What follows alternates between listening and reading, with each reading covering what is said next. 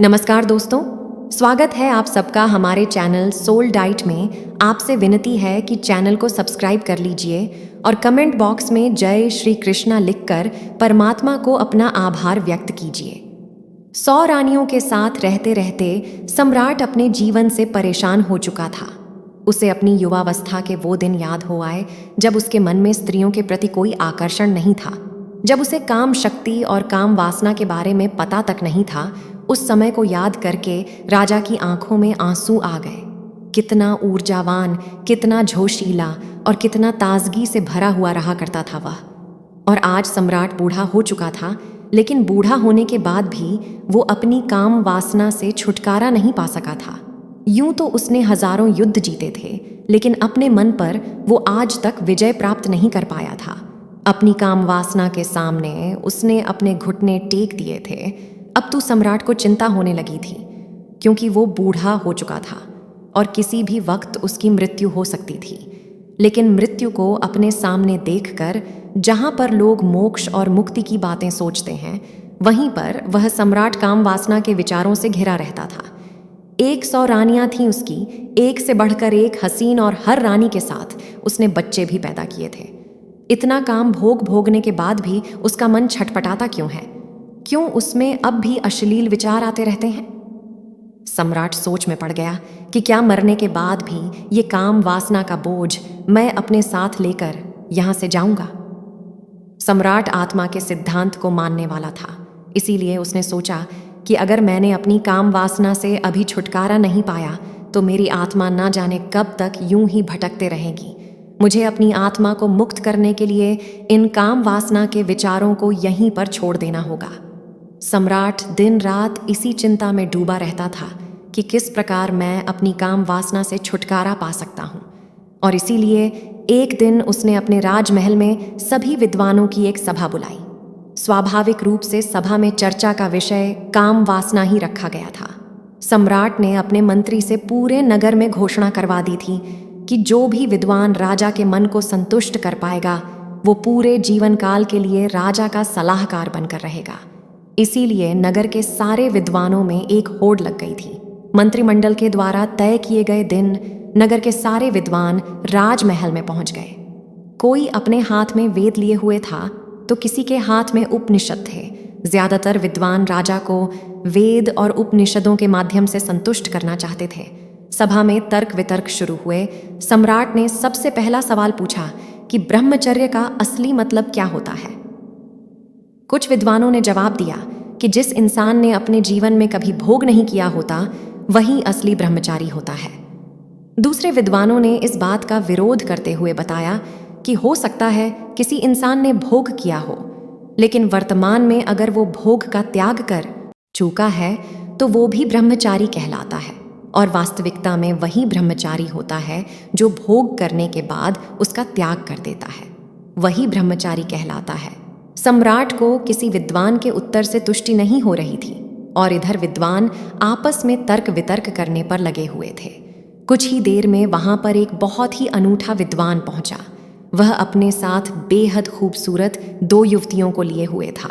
उस विद्वान ने वहां पहुंचते ही पहले तो देरी से आने के लिए सम्राट से क्षमा मांगी। उसको देखकर बाकी के सब विद्वान हंसने लगे। एक विद्वान ने सभा में खड़े होकर कहा कि जो इंसान खुद काम वासना से ग्रस्त हो वह दूसरे को काम वासना से छुटकारा कैसे दिला सकता है।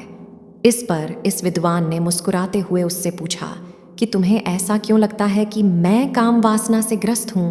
उस विद्वान ने कहा कि तुम हमें अंधा समझते हो, क्या हमें बेवकूफ समझते हो?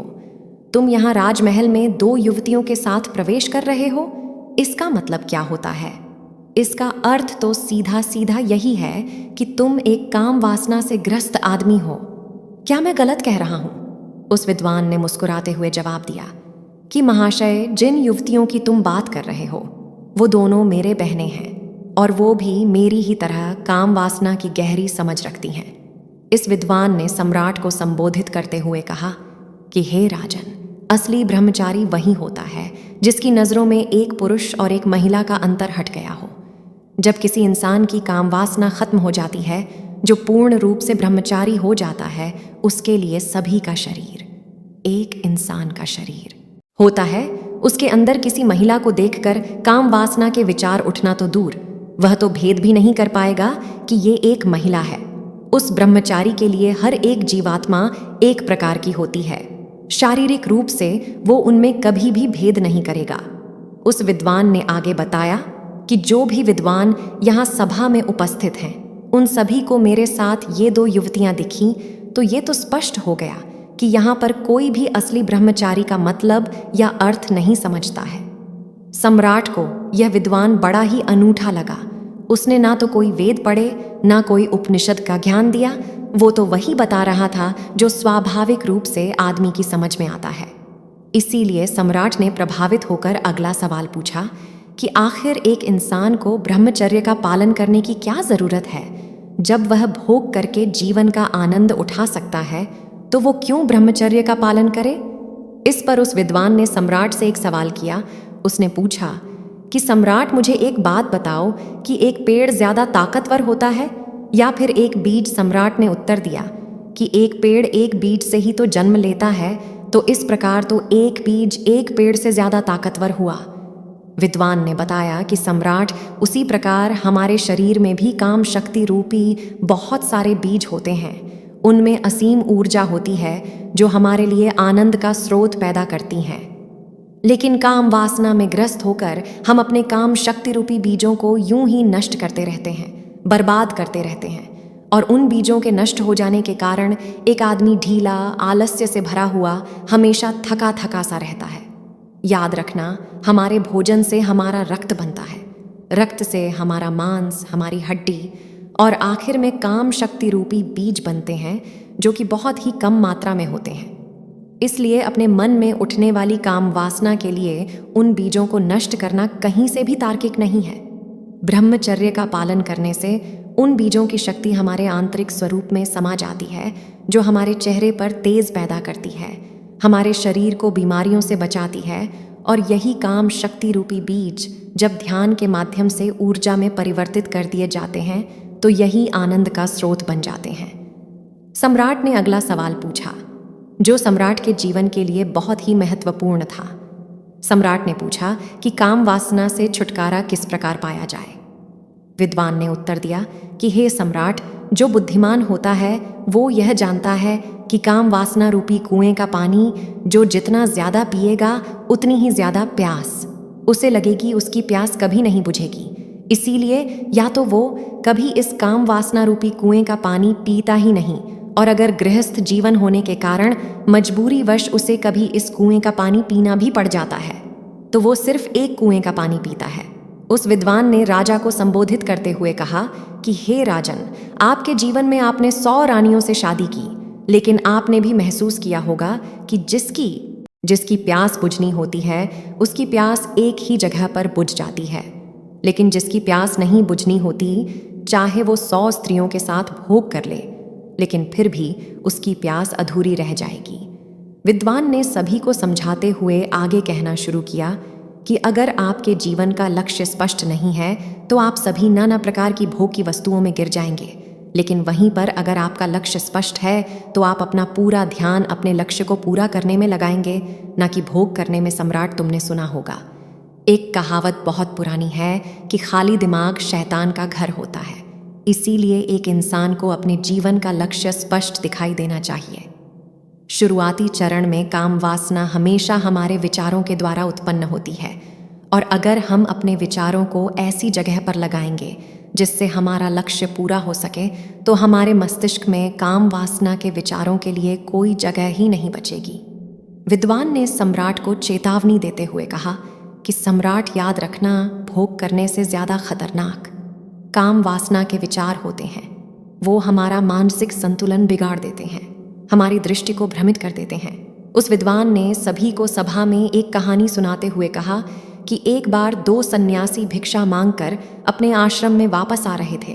रास्ते में एक नदी थी। उनका आश्रम नदी के उस पार था, इसीलिए उन्हें नदी पार करके जाना होता था। एक दिन जब वो भिक्षा मांगकर अपने आश्रम में वापस लौट रहे थे तो नदी के किनारे एक महिला बैठी हुई थी। उस महिला ने उन दोनों सन्यासियों से पूछा कि क्या आप मुझे नदी पार करवा सकते हैं? उनमें से एक सन्यासी ने तो छूटते ही मना कर दिया। उसने अपने मन में सोचा कि मैंने तो ब्रह्मचर्य का व्रत ले रखा है, भला मैं किसी स्त्री को छू कैसे सकता हूं।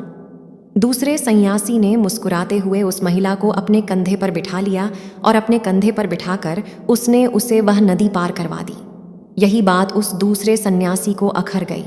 जब वह उस महिला को दूसरे किनारे पर छोड़कर अपने आश्रम के रास्ते से वापस अपने आश्रम आ रहे थे, तो उस सन्यासी ने कहा कि तुमने यह ठीक नहीं किया। तुम्हें उस महिला को अपने कंधे पर नहीं बैठाना चाहिए था। तुमने उसे वो नदी पार करवाकर बहुत बड़ी गलती की है। इसीलिए मैं तुम्हारे शिकायत गुरुजी से करूँगा। उस सन्यासी ने हंसते हुए कहा कि मैं तो उस महिला को कभी का अपने कंधे से उतार चुका हूँ, लेकिन शायद तुम उसे अपने दिमाग में से अभी तक नहीं उतार पाए हो। सभा में उपस्थित सभी लोग उस विद्वान की ये कहानी बड़े ध्यान से सुन रहे थे। आखिर में विद्वान ने सम्राट को बताया कि सम्राट, उसी तरह हम भी अपने मन पर ना जाने कितने बोझ लेकर चलते रहते हैं। कामों के विचार हमारे मन को उसी प्रकार मैला करते रहते जिस प्रकार सिर्फ एक गंदा नाला पूरी नदी को मैला कर देता है। अगर तुम जीवन में आनंद चाहते हो, ऊर्जा से भरा हुआ महसूस करना चाहते हो, तो अपने मन के लिए पवित्र विचारों का रास्ता बनाओ। उस विद्वान ने आखिर में सबसे महत्वपूर्ण सीख बताते हुए कहा कि जीवन में अगर किसी भी वस्तु का होशपूर्वक भोग किया जाए तो मन उसकी अनित्यता समझ लेता है। मन समझ लेता है कि यह वस्तु हमें हमेशा के लिए आनंद नहीं दे सकती। हमें परमानंद के लिए कोई और रास्ता चुनना होगा। और जब मन इन बातों को समझने लगता है तो अपने आप ही उसमें से काम वासना के विचार विलीन होने लगते हैं। इसीलिए होश में रहकर वस्तुओं का भोग करना सीखो, जिससे तुम उनकी अनियतता समझ सको। ये सुनकर सम्राट ने प्रश्न किया कि होशपूर्वक भोग भोगने से तुम्हारा मतलब क्या है। इस पर उस विद्वान ने सम्राट को समझाते हुए उत्तर दिया कि जिस मनुष्य का चित्त एक काम में पूरी तरह से नहीं लग पाता है, वो किसी भी कर्म को परिपूर्णता में नहीं कर पाते हैं। इसीलिए उस कर्म का फल हमें पूरी तरह से नहीं मिल पाता है। उदाहरण के लिए, जब एक मनुष्य किसी दूसरे मनुष्य को दान देता है तो दान देते वक्त उसका मन किसी लक्ष्य की प्राप्ति के लिए सोच रहा होता है। उसी प्रकार जब कोई आदमी भगवान से प्रार्थना करता है तो वह उनकी पूरे चित्त से भक्ति भाव से आराधना करने की बजाय वो अपनी इच्छा प्राप्ति के लिए प्रार्थना कर रहे होते हैं, न सम्राट। तुम खुद सोचो, अगर कोई मनुष्य पूरे चित्त से कोई कर्म करता ही नहीं तो उसे उस कर्म का पर्याप्त फल कैसे प्राप्त होगा। ये तो असंभव सी बात लगती है सम्राट। जो जीवन में घटित हो रहा है उसे घटित होने दो, और आखिर में यही तुम्हें अंतिम सत्य तक पहुंचा देगा। लेकिन जो कुछ भी घटित हो रहा है उसमें तुम अपना पूरा चित्त लगाओ। पूरा चित्त लगाओगे तो तुम्हारा ध्यान वहां पर लगेगा, और जब तुम्हारा ध्यान वहां पर लगेगा तो वही काम होशपूर्वक होने लगेगा। जागते हुए कोई कर्म करने से बाद में पश्चाताप हो ही नहीं सकता। पश्चाताप तभी होता है जब हम सोए सोए कोई काम करते हैं और उसी प्रकार हम सोए सोए ही सोचते रहते हैं कि हमें काम वासना से छुटकारा पाना है। लेकिन ये सब संकल्प आदमी सोते सोते ही लेता है। जागृत अवस्था में संकल्प लेने की जरूरत ही नहीं पड़ती, क्योंकि खुली आंखों से जागते हुए कोई मनुष्य गलती कर ही नहीं सकता।